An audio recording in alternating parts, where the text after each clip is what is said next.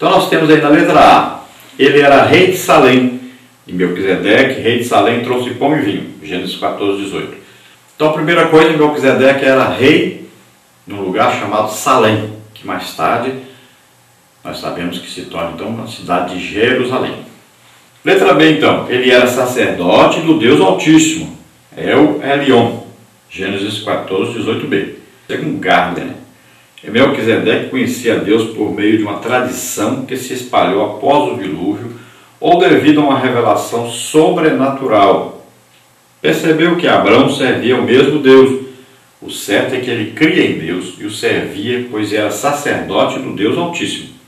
Então, olha bem, a Bíblia está testificando que ele era sacerdote do Deus Altíssimo. Então, não vá pensar aí que ele era outra coisa. Ele era sacerdote do Deus verdadeiro, do nosso Deus. E nós vamos ver que nessa época aí, Noé ainda estava vivo. Então, a história de Deus, as coisas que Deus fez, já era então contada, e muito bem contada nesta época. Então veja bem que quem quisesse servir a Deus nessa época poderia. Porque a tradição, a história das coisas que Deus fez foram passadas de pai para filho. E Noé conhecia isso. Porque ele era antes do dilúvio. Então ele sabia muita coisa sobre Deus. Se lá antes do dilúvio Noé era um homem temente a Deus e Deus achou Noé melhor do que qualquer outro, agora Noé continuou crendo em Deus e falando sobre Deus. Se ele é chamado pregoeiro da justiça, se antes ele pregava sobre Deus, agora ele continuava.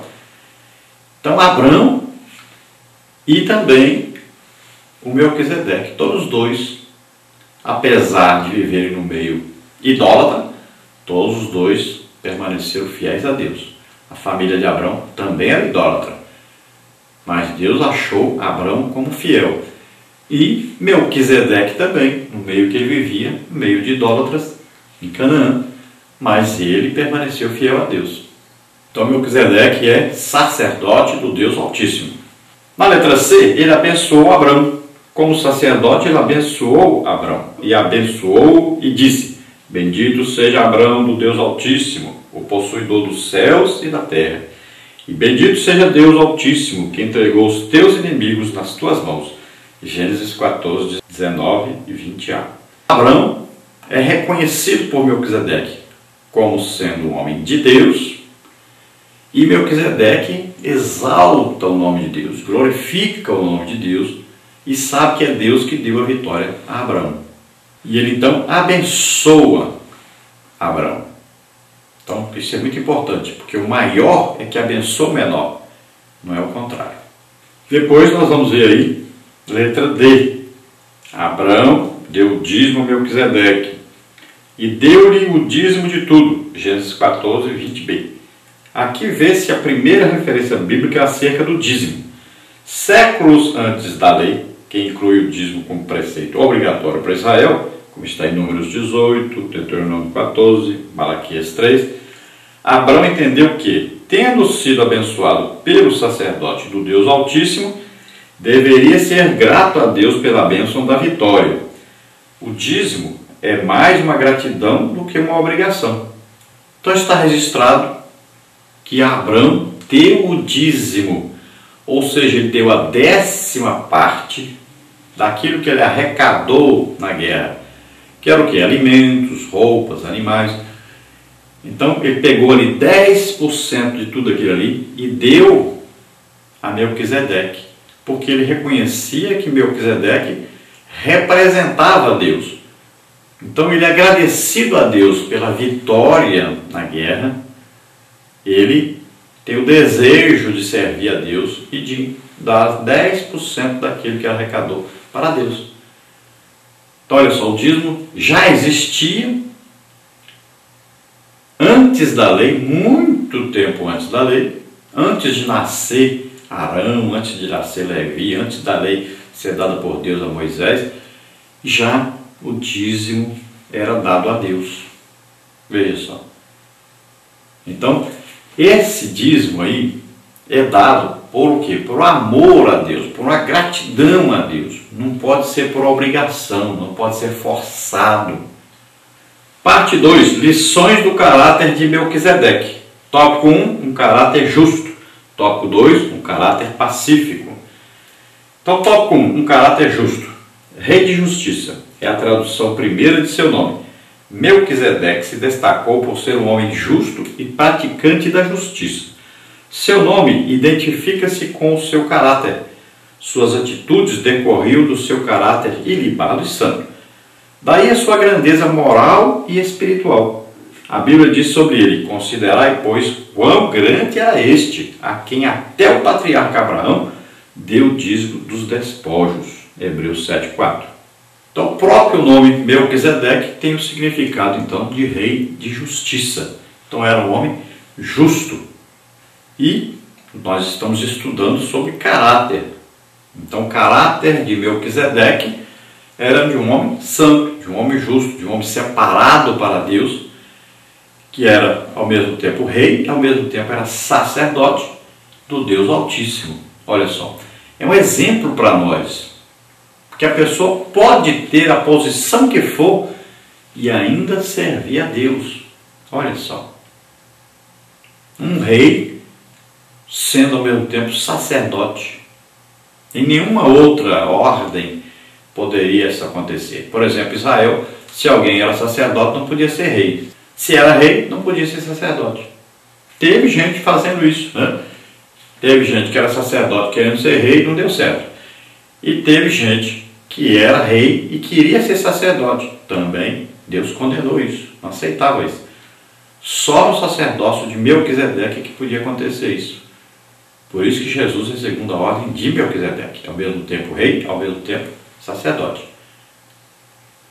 Então isso traz um ensinamento para nós que alguém pode ser um governante e ao mesmo tempo servir a Deus, ser justo, ser santo, ser separado para Deus. Então, se um governante está sendo corrupto, se está aí assumindo e apoiando leis antibíblicas, é porque ele quer. Porque se ele quiser mesmo Deus, ele será salvo e ele poderá fazer grande obra para Deus. Então, preguemos o Evangelho a todos, mas considerando que o Evangelho deve ser levado primeiro aos pobres, aos necessitados que mais necessitam. Então, nós não vamos excluir essas pessoas que são aí grandes também, não é? Nós não estamos excluindo, mas estamos afirmando que estamos numa época em que os pobres necessitados estão sendo excluídos do Evangelho.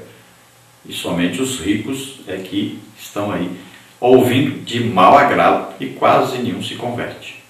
Devido exatamente ao amor exagerado pelo dinheiro. Mamon se tornou o Deus deles. Tópico 2, um caráter pacífico. O texto citado diz que, além de ser rei de justiça, Melquisedeque também era rei de Salém, que é rei de paz. Hebreus 7:2c.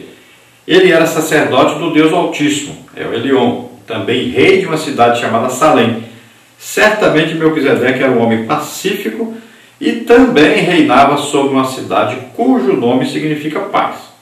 Nós cristãos temos o dever moral e espiritual de sermos promotores da paz, primeiro em nosso lar, depois no ambiente da igreja, no relacionamento fraternal, ministerial e eclesiástico, e também para com as pessoas de fora do nosso ambiente. Então Melquisedeque era rei de justiça, porque o nome seu significava justiça, era rei de uma cidade chamada Salém, que significa paz. Então, ao mesmo tempo, justiça e paz unido no ministério que ele tinha como rei e sacerdote do Deus Altíssimo. Então são qualidades importantíssimas para quem tem essas altas funções. Veja só, ele ao mesmo tempo ele teria que ser um rei justo, então aplicando leis justas, né? Julgando retamente as causas, e ao mesmo tempo ele teria que ser um sacerdote de paz, que levasse a paz ao povo, a paz principalmente entre o povo e Deus, entre Deus e o povo, e vivesse em paz com aqueles que estavam à sua volta, para que esse povo fosse preservado, né? Então, ele teria que juntar essas duas coisas, ao mesmo tempo ser justo, ao mesmo tempo ser um homem de paz, buscando sempre a paz. Nós também, como cristãos, no meio que nós vivemos, devemos sempre aplicar a justiça e a paz. Por quê? Isso vai nos conduzir a pregarmos o Evangelho e ganharmos muitas almas para Deus. Se nós levarmos a guerra, como é que vamos ganhar almas? Se nós formos injustos, como vamos ganhar as almas? Então nós temos que ter sempre em nossa vida cristã essas duas coisas presentes: justiça e paz, embora seja difícil. Parte 3, segunda ordem de Melquisedeque. Tópico 1, um novo sacerdócio. Tópico 2, Jesus Cristo, sacerdócio perfeito. Tópico 3, a ordem de Melquisedeque.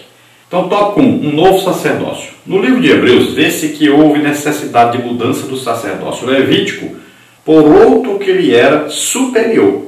De sorte que, se a perfeição fosse pelo sacerdócio levítico, porque sob ele o povo recebeu a lei, que necessidade havia logo de que outro sacerdote se levantasse segundo a ordem de Melquisedeque e não fosse chamado segundo a ordem de Arão? Hebreus 7:11.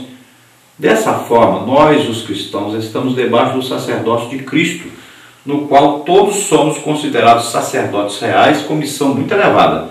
1 de Pedro 2:9. Por isso, em nosso comportamento, devemos nos conduzir de maneira que o nome do Senhor seja glorificado.